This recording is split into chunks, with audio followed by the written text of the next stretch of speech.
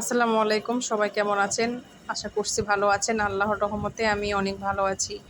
আমার আজকের নতুন ভিডিওতে আপনাদের সবাইকে স্বাগতম। প্লিজ পুরো ভিডিওটি দেখবেন।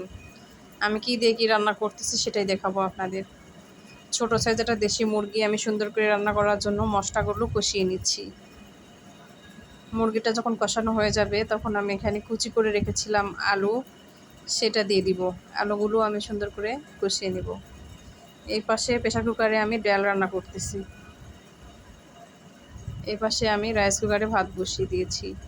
ডালটা এখন আমি বাগার দিয়ে দিব।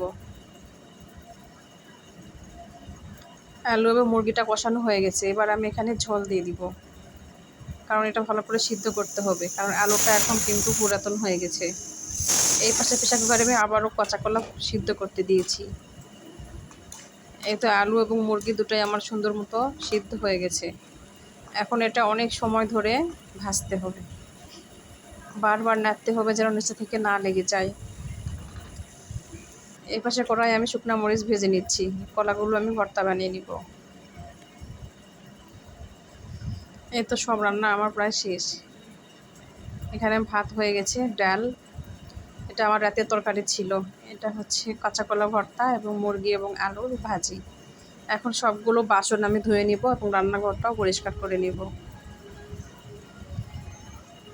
সব কাজ শেষ করে এই তো আমরা এখন খেতে বসেছি। এটাই ছিল আমার আজকের ভিডিও। সবাই ভালো থাকবেন, সুস্থ থাকবেন। আসসালামু আলাইকুম।